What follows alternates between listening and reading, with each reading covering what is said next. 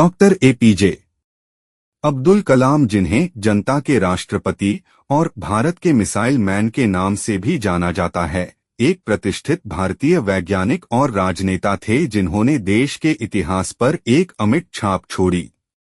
15 अक्टूबर 1931 को तमिलनाडु के रामेश्वरम में जन्मे वह साधारण शुरुआत से उठकर भारत की सबसे प्रिय शख्सियतों में से एक बन गए। डॉक्टर कलाम के शानदार करियर में भारत के अंतरिक्ष और मिसाइल कार्यक्रमों, विशेष रूप से सफल पोखरण द्वितीय परमाणु परीक्षणों में महत्वपूर्ण योगदान शामिल था। 2002 में उन्होंने 11वें राष्ट्रपति के रूप में भारत में सर्वोच्च संवैधानिक पद ग्रहण किया, जहां उनकी सादगी, विनम्रता और प्रेरणादायक भाषणों ने उन्हें देश का प्रिय बना दिया।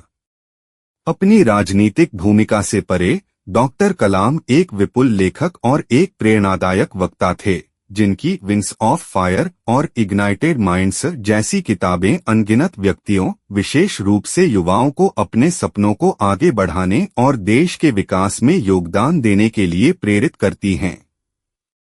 उनकी विरासत विज्ञान, शिक्षा और समाज की भलाई के प्रति अटूट समर्पण की है और उनका प्रभाव पीढ़ियों को प्रेरित करता रहता है।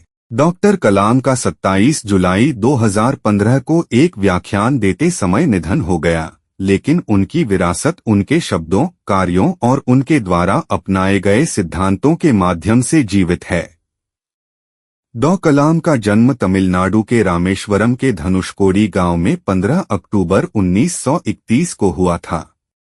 उनका पूरा नाम अबुल पकीर जैनुल्लाब्दीन अब्दुल कलाम था, लेकिन उन्हें डॉक्टर एपीजे अब्दुल कलाम और मिसाइल मैन के रूप में जाना जाता है।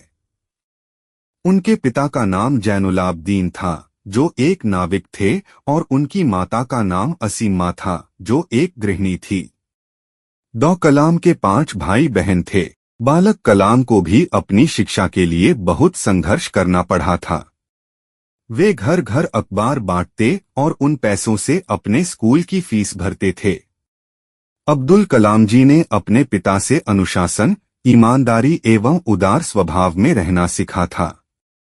इनकी माता जी ईश्वर में असीम श्रद्धा रखने वाली थी।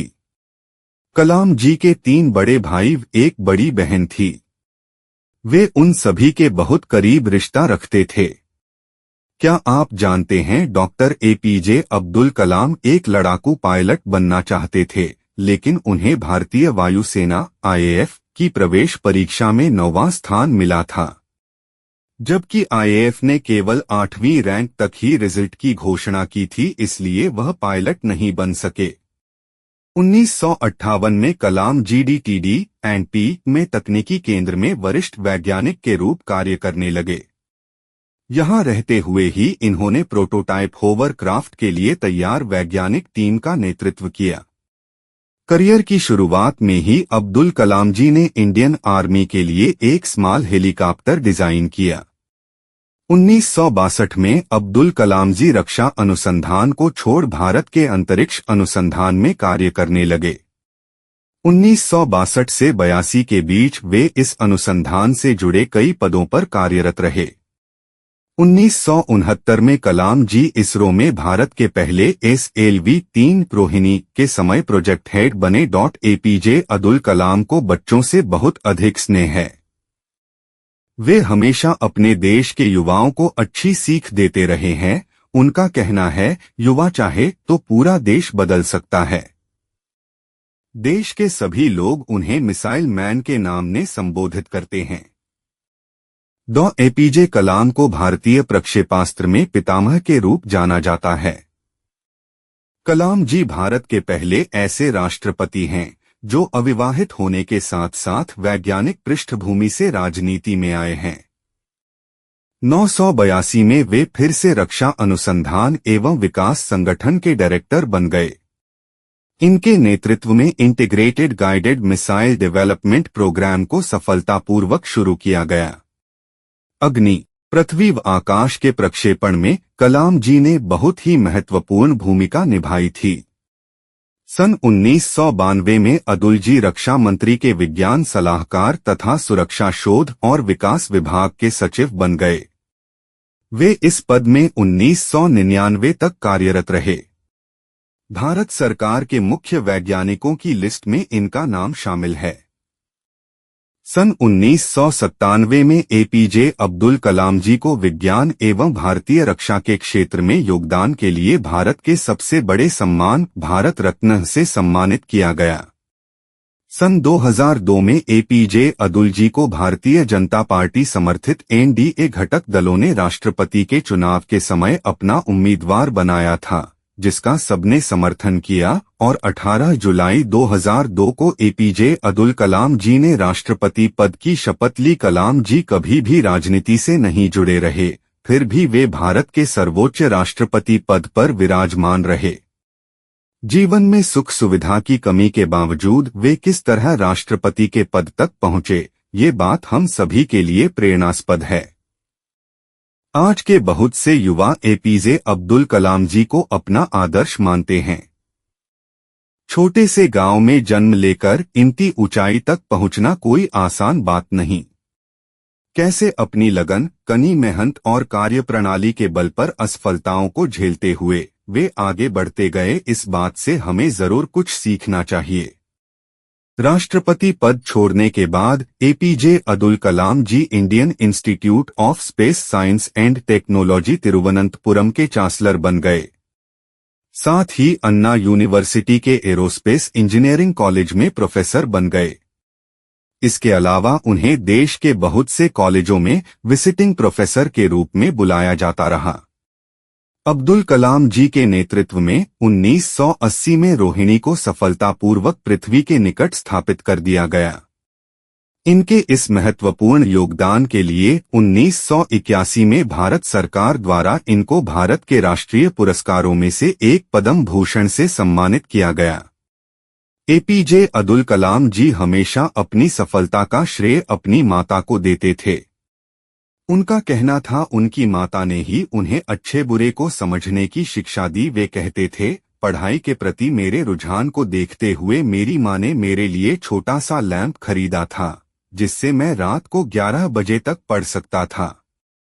माँ ने अगर साथ न दिया होता तो मैं यहाँ तक न पहुँचता।